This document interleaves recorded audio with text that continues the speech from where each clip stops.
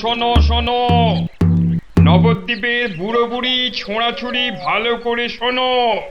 মহারাজ কৃষ্ণচন্দ্র আদেশ করেছেন, গায়ে গঞ্জে কারোর অসুখ বিসুখ করলে সঙ্গে সঙ্গে ওনার তৈরি চিকিৎসালয় নিয়ে যেতে হবে। দেরি করলে বিপদ হবে। ও ঘোচক মশাই, আমরা সব পাড়ায় পাড়ায় পা খেয়ে বেড়াই, আমরাই তো সবাইকে বলবো। শোনো শোনো শোনো, নবদ্বীপের বুড়ো বুড়ি ছোঁড়াছুড়ি ভালো করে শোনো। সত্যি ভাই, আমাদের মহারাজের সব দিকে নজর। কত বড় রাজা, তবু একেবারে মাটির মানুষ। সত্যি পুটি, কত বড় রাজা কিন্তু কাউকে ভয় দেখায় না। শুনলাম নদিয়ার রেঁদাচোর ধরা পড়ার পর থেকে ওকে খালি কাতুকুতু দেওয়া হয়েছিল।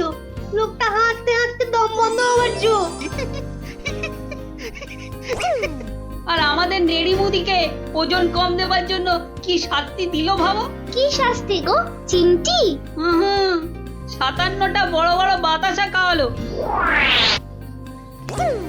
নো জল, নট কিচ্ছু। এসব তো আমাদের রাজা মশাইকেই মানায়। আসলে এসব গোপাল দাদুর বুদ্ধি। ঠিক বলেছিস। তা সে কি রে, সকাল বেলায় সবাই একেবারে বাড়িতে হাজির। হ্যাঁ, কি ব্যাপার ন্যাপলা? গোপাল দাদু, আজ সকালেই রাজামশাই ঢেড়াদার ঢেড়া পিটিয়েছে। কারোর অসুখ করলে সময় নষ্ট না করে চিকিৎসালয়ে নিয়ে যেতে হবে। এই জন্য সপ্তদ্বীপে অত বাচ্চা কদিনে মরে গেল। কি দুঃখ। ওই ঢেড়া দেবার বুদ্ধি তার মাথায় এলো গোপাল দাদু?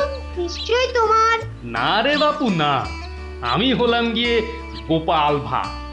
এ বুদ্ধি আমার আসে নাকি বল? হ্যাঁ, তাহলে রাজামশাইয়ের বুদ্ধি?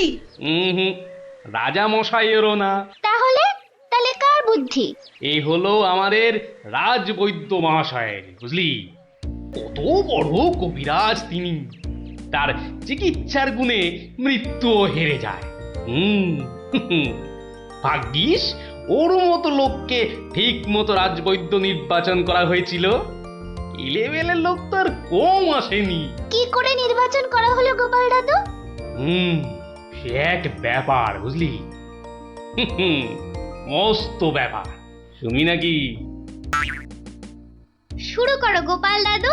শোন তাহলে, সে বছর খুব গরম পড়েছিল, প্রাণ একেবারে হাই যাকে বলে। ঘরে ঘরে অসুখ। এই সময়ে রাজামশাইয়ের চিকিৎসালয়ের যে বড় কবিরাজ, তিনি চলে গেলেন কাশীতে। যা বাবা, সে তো মহা বিপদের কথা, ভাববার কথা। সে আর বলতে, সবচেয়ে ভাবনা হলো রাজামশাইয়ের। প্রজাদের শরীরের কথা ভেবে ভেবে রাজামশাইয়ের ঘুম নেই একেবারে। রাজসভায় পাইচারি করে বেড়াচ্ছেন, সভা পণ্ড।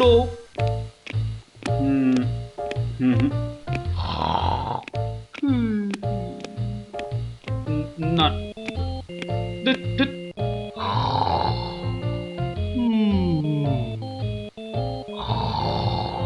গোপাল! আগে মহারাজ, আপনার মুখ চোখ একেবারে শুকিয়ে গেছে মহারাজ। আপনার এত চিন্তা কিসের বলুন তো? হ্যাঁ, ওই সূর্যকে মেঘে ঢাকলে যেমন সব কিছু অন্ধকার, তেমনি আজ আমাদেরও সেই অবস্থা মহারাজ। তুমি তো ভারী পচা খেদা ভাঁড় হে গোপাল। রাজবৈদ্য কাশী গেছে, দেখেছো কি চিকিৎসার হাল? ভেবে ভেবে কেষ্টচন্দ্র জেগে সারা রাত, অসুখেতে লোকে কাত, চিকিৎসার একই অধঃপাত। দেখো কাণ্ড, এই কথা তুমি কি এই কথা বলছো গোপাল? অসুখ নামে কুমির এসেছে রাজ্যে, কেটে লম্বা খাল। আরে আপনি থামুন দেখি রাজকবি। দিন রাত্রি তো তেল দিচ্ছেন রাজামশাইকে। কিন্তু বিপদ তো এসে হাজির গোপাল। কবিরাজ পাওয়া শক্ত হবে না গোপাল, কিন্তু উপযুক্ত রাজবৈদ্য নির্বাচন করব কিভাবে? তার হাতেই তো সব ভার দিতে হবে। সে তো কম কথা নয়। সত্যি কি যে হবে, রাজবৈদ্য নেই ভাবলেই পেটটা কেমন গুড়ুগুড়ু করছে মহারাজ। বড় ভয়ঙ্কর ব্যাপার। কি করে ঠিক ঠিক রাজবৈদ্য নির্বাচন করব সেই চিন্তাই এখন করছি। রাজা মশাই, যদি অভয় দেন তাহলে সবচেয়ে গুণী রাজবৈদ্যকে আমি নির্বাচন করে দেব। তুমি হ্যাঁ ভাঁড় করবে রাজবৈদ্য নির্বাচন, হ্যাঁ? রাজপণ্ডিত শুনুন শুনুন কি বলে গোপাল, শুনুন। কিম অদ্ভুতং, বামুন হয়ে চাঁদ ধরতে চায়। বামুনং চন্দ্রং ধরিষ্যতি। অদ্ভুতং অদ্ভুতং। কালে কালে কতই হবে, পিঠে পুলির ল্যাজ বেরোবে, বেড়ালের সিংহ যাবে, সিংহ মশাই ঘাস যে খাবে। শুনুন মহারাজ, শুনুন শুনুন, যদি আমি ঠিক ঠিক রাজবৈদ্য বেছে দিতে না পারি তাহলে আমার এক গালে চুন আর এক গালে কালি মাখিয়ে উল্টো কাঁধায় চড়িয়ে কৃষ্ণনগরে ঘোরাবেন, ঠিক আছে? বেশ বেশ, গোপালের কথায় আমরা রাজি। বলো গোপাল, এবার কি করতে হবে? মহারাজ, ওই মন্ত্রী মশাইকে বলুন দেয়ালে দেয়ালে আপনার ঘোষণা সেঁটে দিতে। আগামী মঙ্গলবার মানে 7 দিন পরে আপনি এ রাজ্যে বৈদ্যদের ডাকুন, আমি ঠিক লোক বেছে দেব মহারাজ। বেশ, আগামী মঙ্গলবার 7 দিন পর। মন্ত্রী, মহারাজ, করো ঘোষণা, রাজবৈদ্য চাই। যে আজ্ঞে রাজামশাই। তারপর কি হলো গোপাল দাদু? হ্যাঁ, কি হলো? হ্যাঁ, কি আবার হবে? নবদ্বীপ জুড়ে দেয়ালে দেয়ালে সাঁটা হলো রাজবৈদ্য চাই। পরের মঙ্গলবার হই হই কাণ্ড, সবাই চায় রাজবৈদ্য হতে। ময়রা নাপিত নারকোল পাড়িয়ে তারাও সব ছুটলো রাজবৈদ্য হতে। একেবারে 3000 বৈদ্য, বুঝলি? 3000? মহারাজ কৃষ্ণচন্দ্র তো গুণী মানুষ, তিনি 3000 জনের থেকে 3 জনকে বেছে দিলেন। ওদের মধ্যে থেকে বেছে দিতে হবে রাজবৈদ্যকে। 3000 বৈদ্য এসেছিলেন, বেশিরভাগই রদ্দি। অথচ বলছে আমরা সব বদ্যি। আরে চুপ করো না বাবু, রাজামশাইকে বলতে দাও না ভায়া। আমি 3000-এর মধ্যে 3 জনকে বেঁচেছি। এইবার তোমাকে আসল বাছা বাঁচতে হবে, আর ঠিক মতো না হলে এই গালে মাখিবে চুন, ওই গালে কালি, গাধায় চড়িয়া ভাঁড় খাবে গালা গালি। হ্যাঁ, আমি তৈরি আছি কবি মশাই। আপনি কাকে কাকে বেছেছেন মহারাজ? মন্ত্রী মশাই, ডাকুন ওদের, এটা আপনার কর্ম। প্রথম বৈদ্য এসেছেন সেই সুদূর কিষ্কিন্ধা থেকে, নাম শ্রী শ্রীল আয়ু আচার্য দন্তলাবণ্য মহার্ণব। কোথায় কোথায়? আসুন আসুন মহার্ণব মশাই, এগিয়ে আসুন এগিয়ে আসুন। দ্বিতীয় বৈদ্য? দ্বিতীয় বৈদ্য এসেছেন অলকাপুর থেকে, ওনার নাম হলো মম নাম পিণ্ডাইকরণ কবিরাজন পুঙ্গবং চরক শাস্ত্রী। দেখো কাণ্ড, এত বড় বড় নাম মনে রাখা ভয়ানক শক্ত বুদ্ধি মশাই। আমি ওনাকে বলবো আচার্য মশাই, আর আপনাকে বলবো শাস্ত্রী মশাই। মন্ত্রী মশাই, এবার তৃতীয় কবিরাজকে ডাকুন। তৃতীয় কবিরাজের নামটা বড় ছোট, শাস্ত্রী নয়, আচার্য নয়, নবদ্বীপের লোক, খুব বয়স হয়েছে। ওর নাম হলো, আমাকে লোকে বলে বুড়ো কবিরাজ। কি কি রোগের চিকিৎসা করেছেন একবার বলে দিন। বলতে গেলে আমি কোনো রোগেরই চিকিৎসা করি না, একদম আকার।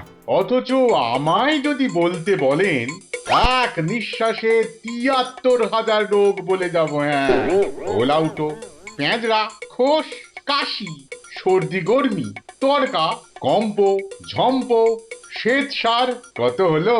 কে এমন মূর্খ আছে যে গুনবে ভারমশাই? ও যদি ৭৩ ৭৭,০০০ রোগের নাম বলে আমি বলবো ৮৩,০০,০০০। সব বড় বড় রোগ, সর্দি কাশির মতো নাতি নাতনি রোগ নয়।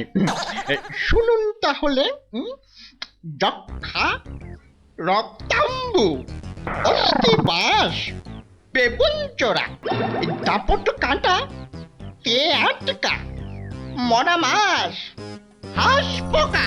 থামো থামো থামো, ও এ তো কানের পোকা, নাড়িয়ে ছেড়ে দেবে। শুধু কানে কেন মহারাজ, কানে, বগলে, নখে সর্বত্রই পোকা নড়বে, তবে আমার নাম শাস্ত্রী। গোপাল, আর বিলম্ব করলে দেশত্যাগী হব বলে দিলাম। বেশ বেশ মহারাজ, আমি শুরু করি। আচার্য মশাই। আচার্য মশাই, এগিয়ে আসুন, এগিয়ে আসুন। না না না না, আসতে হবে না, আসতে হবে না। বলছিলাম কি, ওই কৃষ্ণনগরের দেওয়ালে দেওয়ালে লেখা হলো রাজবৈদ্য চাই। আপনি বিদেশের লোক, কি করে খবর পেলেন? সে পেতেই পারে গোপাল, মহারাজ কৃষ্ণচন্দ্রের রাজবৈদ্য বলে কথা, কম ব্যাপার নয়, বুঝেছো? বুঝেছি, সে যাকে। কবিরাজ মশাইগণ, সভাসদগণ, আপনারা সবাই জানেন আমাদের শাস্ত্রে একটা কথা আছে, শতং মারি ভবেত বৈদ্য। যে কবিরাজ যত বেশি মারতে পারবে সে তত বড় বৈদ্য। নিন আচার্য মশাই, আপনি বলুন কজন মরেছে এ পর্যন্ত? কি করে হুট করে বলি?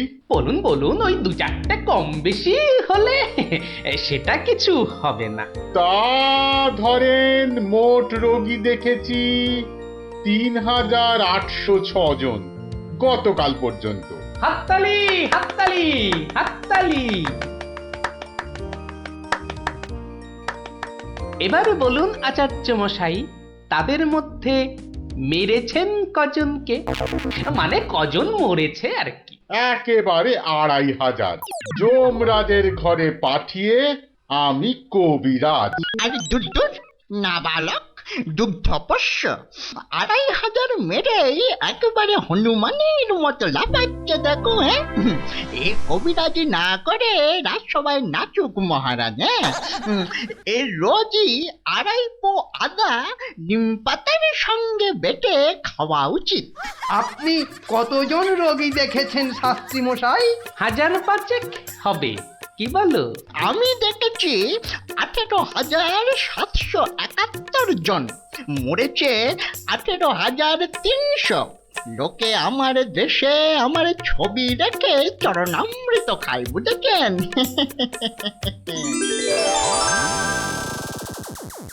বুঝলেন তো? একবার দুজন সৈনিক দৌড়াতে দৌড়াতে এসে থামলো, খবর এনেছে ওরা। তা আমি শক্তি বাড়াবার জন্য একটু শরবত দিলাম। ওরা খেলো? খেলো, ফুলে গেল, পটাং করে ফেটে মরে গেল।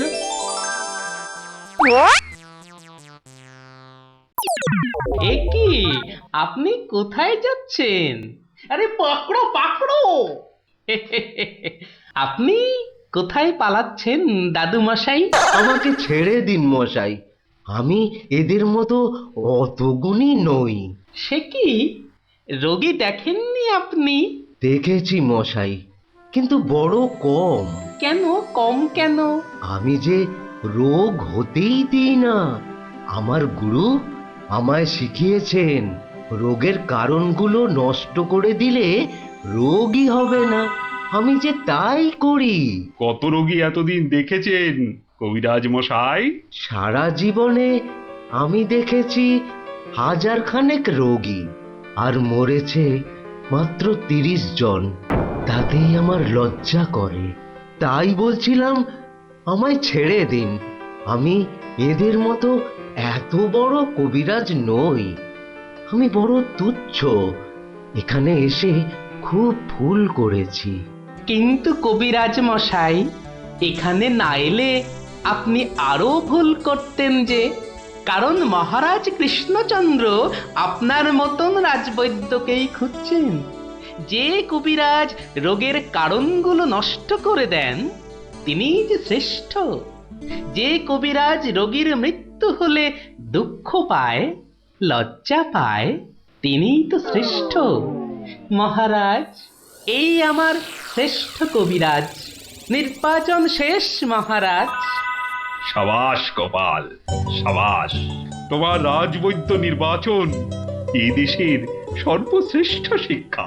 তুমি শুধু হাসির রাজা গোপাল ভাঁড় নও, তুমি এই বাংলার অলংকার। সত্যি গোপাল দাদু ঠিক বলেছিলেন রাজবৈদ্য। রোগের চিকিৎসার চেয়ে বড় হলো রোগ হতে না দেওয়া। তাই সামান্য রোগ হলে চিকিৎসালয়ে আসতে বলে ঢেড়াদার ঘুরে বেড়াচ্ছে। এমন রাজবৈদ্যকে তুমি বলেই নির্বাচন করতে পেরেছো। রাজামশাই ঠিকই বলেছেন, তুমি শুধু হাসির রাজা নও, তুমি জ্ঞানের রাজা গোপাল ভাঁড়।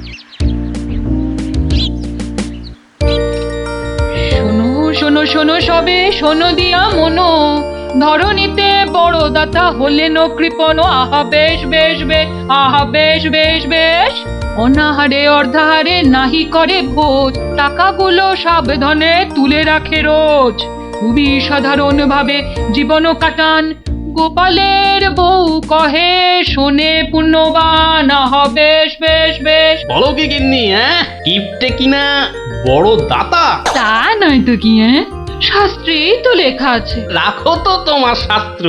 আরে বাবা, তোমাকে বাদ দিয়ে আর কটা কিপটে লোক দেখেছ শুনি? কি বললে? আমি কেপন? আরে না না না, তুমি কিপটে হতে যাবে কেন? আমি বলছিলাম কি, বলছি যে ওই এক কাপ চা হবে নাকি? নিকুচি করেছে তোমার চায়ের, পাঁচালি মাথায় থাক, আমি চললুম।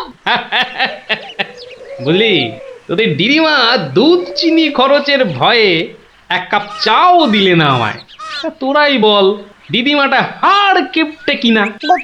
গোপাল দাদু, আজ একটা কিপ্টের গল্প শোনাও। কিপ্টের গল্প? হ্যাঁ, কিপ্টের গল্প। শোন তবে। একদিন মহারাজ রাজসভায় বললেন, অনেকদিন ধরেই একটা প্রশ্ন আমার মাথায় ঘুরপাক খাচ্ছে, কিন্তু কিছুতেই সঠিক জবাব পাচ্ছি না। আপনার প্রশ্ন ব্যক্ত করুন মহারাজ, আমি আর টেনশন নিতে পারছি না। পৃথিবীর সবচাইতে বড় দাতাকে? এটার কি এমন কঠিন প্রশ্ন মহারাজ? স্বয়ং মহারাজ কৃষ্ণচন্দ্রের চেয়ে বড় দাতা আর কেউ আছে নাকি? একদম সত্য মহারাজ, আপনি থাকতে। কি গোপাল, তোমারও কি তাই ধারণা? কি হলো গোপাল, তুমি দেখছি খুবই চিন্তিত হয়ে পড়লে। মহারাজ অপরাধ নেবেন না হুজুর, পৃথিবীতে সবচেয়ে বড় দাতা একজন কৃপণ মহারাজ। বেটা ভাঁড়ের হলোটা কি? মহারাজের খেয়ে পড়ে বলে কিনা। থামুন আপনি। হ্যাঁ গোপাল, তুমিই বলো। দেখুন মহারাজ, একজন কৃপণ সারা জীবন অতি সাধারণভাবে থেকে আধ পেটা খেয়ে টাকা পয়সা জমিয়ে রাখে মহারাজ, কিন্তু তার মৃত্যুর পর সেই টাকা তার নিজস্ব কোনো কাজেই লাগে না মহারাজ। তার উত্তরাধিকারীরাই সব লুটে পুটে খায়। বেটাকে এবার পেয়েছি বাকি। গোপাল, তুমি তো জানো ওই হদল কুতকুতপুরে আমার এক বিধবা পিসিমা থাকে। বুড়ি এতই কিপটে যে এক বেলা রান্না করে তো 3 বেলা খায়। হ্যাঁ মহারাজ, আমি জানি। এখন তুমি যদি আমার সেই পিসির কাছ থেকে কিছু টাকা আদায় করে আনতে পারো, তাহলে তোমাকে যথাযথ পুরস্কার করব। আর না আনতে পারলে? এর নতুন কি মহারাজ, কাজ করলে পুরস্কার, নচেৎ তিরস্কার।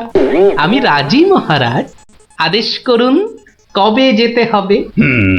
তাহলে কালই তুমি রওনা দাও, শুভস্য শীঘ্রম।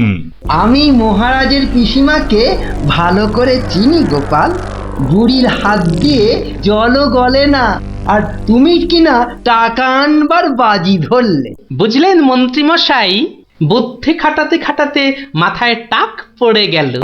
এখন সব বুদ্ধি এখানে এসে জমেছে। একটু ঢেকুর তুললেই তবে কালই আমি রওনা দিচ্ছি মহারাজ। ঠিক আছে গোপাল, ঠিক আছে। তারপর তারপর কি হলো গোপাল দাদু? তারপর আরে মহারাজকে তো বলে দিলুম পিসির থেকে পয়সা নিয়ে ফিরব, কিন্তু কিপ্টে বুড়ির থেকে পয়সা আদায় করা কি চারটিখানি কথা রে। তাহলে তুমি হেরে গেলে দাদু। অত সহজ হেন কোনো কাজ নেই যা আমি করতে পারি না। তো রাজ দরবার থেকে বেরিয়ে আমি চললুম সোজা বাজারের দিকে। দে মা আমায় তো বিলে দাদি, দে মা আমায় তো বিলে দাদি। রাজার পিসি বড় কিপটে ভারী, তার থেকে যে আনবো করি। দে মা আমায় তো বিলে দাদি। ইগো কুচো চিংড়ি কত করে গো কর্তা? এগে এমন কিছু না, মাত্র 100 টাকা কিলো। হ্যাঁ তা মাত্রই বটে।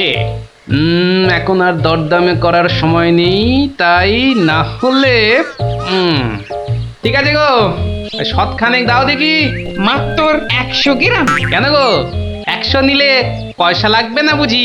তা লাগবে বইছি, কিন্তু 100 নিলি আপনি কি খাবেন আর ছেলে বউরেই বা কি খাওয়াবেন? ও সে নিয়ে তোমার ভেবে কাজ নেই কর্তা, তুমি ওই 100ই দাও।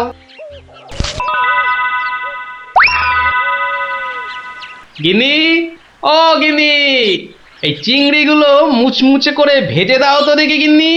বলি দিন দিন তোমার বুদ্ধি শুধু লোপ পাচ্ছে নাকি? হ্যাঁ, এই শনিবারে বার বেলায় চিংড়ি এনে হাজির করলে যে বড়।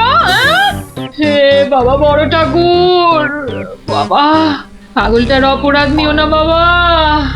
যাও যাও যাও যাও, ওগুলো ফেলে দিয়ে এসো গে। ফেলে দিয়ে এসো গে? অত সস্তা? ফেলে দিলেই হলো? এ যে সে মাছ নয় গিন্নি, এ হচ্ছে পুরস্কার আনবার মাছ। পুরস্কার আনবার মাছ? ব্যাপারটা কি? একটু খোলসা করে বলো দেখি। আরে বাবা আগে যা বলি শোনো, শোনো দেখি। সত্যি গো, তোমার কত বুদ্ধি। দাও দাও দাও দাও, আমি এক্ষুনি মাছগুলো ভেজে রাখছি। এই নাও তোমার চিংড়ি। দাও দাও দাও গিন্নি। আরে অনেকটা পথ যেতে হবে গো, হোদল কুতকুত কি এখানে?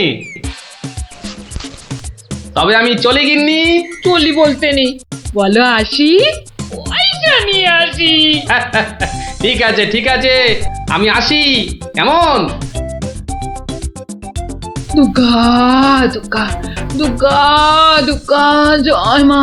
মাগো পুরস্কারটা যেন জোটে মা, অনেক দিনের ইচ্ছে এক জোড়া মালা গড়াবো। দুর্গা দুর্গা দুর্গা দুর্গা দুর্গা দুর্গা। গোপালি চলেছে তাই ঠং ঠাং, পয়সা বাজছে টাকে। গোপালি চলেছে খুশো চিংড়িকে ছেকে। গোপালে গোপালি চলেছে গোপাল, একটু পরে কিপটা পিসির পুরতে চলেছে কপাল। গোপালে গোপালে গোপাল গোপাল। পিসিমা, ও পিসিমা। কে বাছা, এই ভক্তপুরে আবার কে এলি? পিসিমা আমি গোপাল গো, সেই কৃষ্ণনগর থেকে আসছি গো। গোপাল মানে আমার কেষ্টর ভাঁড় গোপাল? হ্যাঁ পিসিমা, আমি তোমার কেষ্টচন্দরের ভাঁড়। আর দরজাটা খুলবে নাকি এই রোদে? খুলছি বাছা খুলছি, একা মানুষ তো। আয় আয় আয় আয় আয়, ভেতরে আয়। একদম জ্বলে পুড়ে গেছিস দেখছি। বস বস বস, আমি একটু জল এনে দিই। নে দেখিন, জলটা খেয়ে নে। একটু চিনি যে দেব তার আর জো আছে? জানিস বাবা, মাস চারেক আগে 1 আনার চিনি কিনেছিলুম, তা হত ছাড়া পিঁপড়ে গুলো সব শেষ করে দিয়েছে গা। তুই বাবা শুধু জলটাই বরং খেয়ে নে। ও ঢের কিপটে দেখেছি, এই তো দেখি হাড় কিপটে। না না পিসি, ওই চিনি টিনির দরকার নেই। এমন সময় এলি বাচ্চা, একটু জিরন দে তুই, আমি এক গাল মুখে দিই কিছু। না না না, তুমি ব্যস্ত হইও না পিসিমা। হ্যাঁ, তা পিসি কি রেঁধেছ গো আজ? বিধবা মানুষের আর রাধা বাড়া। গাছে লাউ ছিল, ওটা পেড়ে ঘন্ট করেছি, আর এই আতপ চালের ভাত।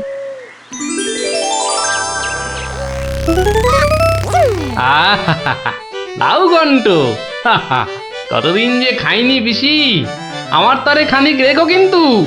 এত দূর এলাম, তোমার পাতের একটু পেশাব না নিয়ে যাই কি করে বলো তো? আচ্ছা আচ্ছা, আমি নয় খাবার শেষে পাতে খানিকটা রেখে দেব খন, তুই খেয়ে নিস।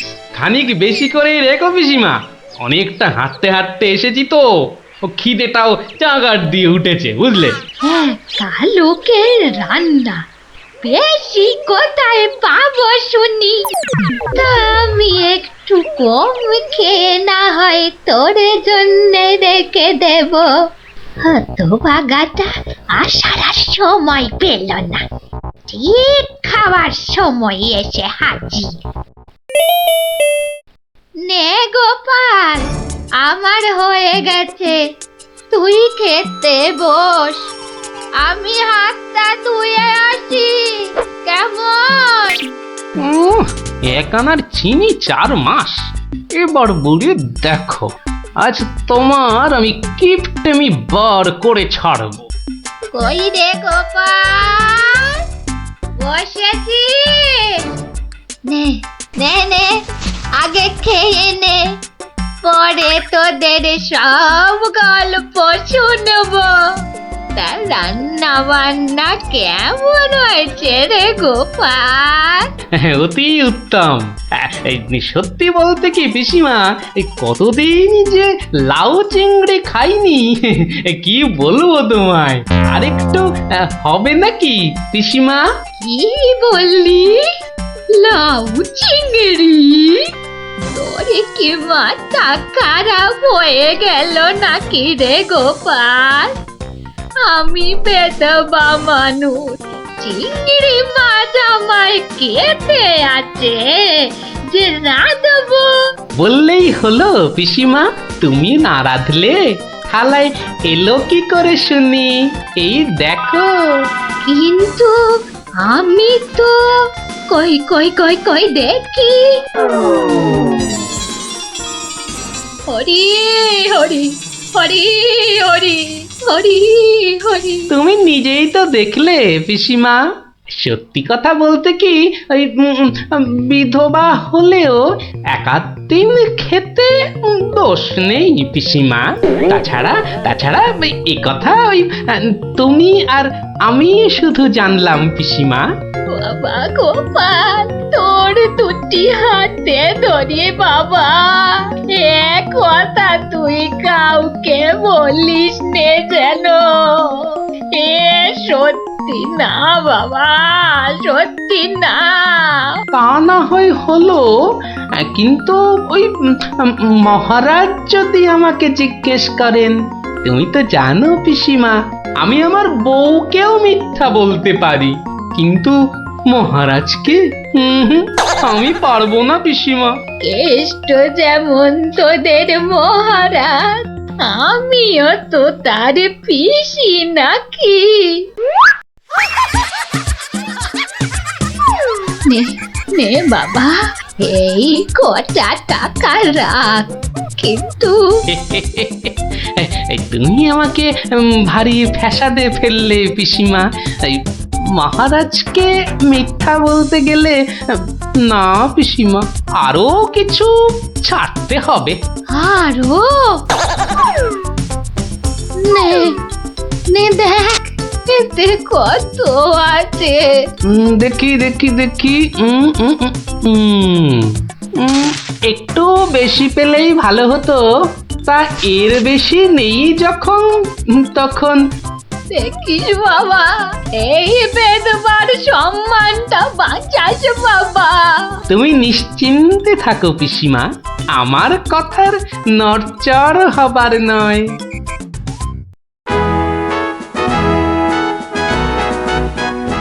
এসো এসো গোপাল এসো, কিন্তু তোমার মুখটা ওরকম বিষণ্ণ দেখাচ্ছে কেন? নিঘাত পিসিমার কাছে জব্দ হয়ে এসেছো।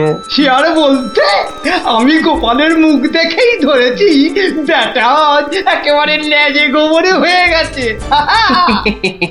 মন্ত্রীমশাই একদম ঠিক ধরেছেন। আরে বাবা, রাজামশাইয়ের পিসিমার থেকে টাকা আদায় করা কি চারটিখানি কথা? কি হলো গোপাল, তবে কি তুমি সত্যি সত্যি টাকা আদায় করতে পারোনি?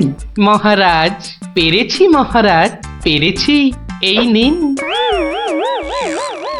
তাহলে তোমাকেও তো চিন্তাগ্রস্ত লাগছে কেন? আপনি যদি অভয় দেন তো বলি। না না, তুমি তুমি নির্ভয় বলো গোপাল, নির্ভয় বলো। অভয় যখন পেয়েছি বলছি, তবে শুনুন মহারাজ।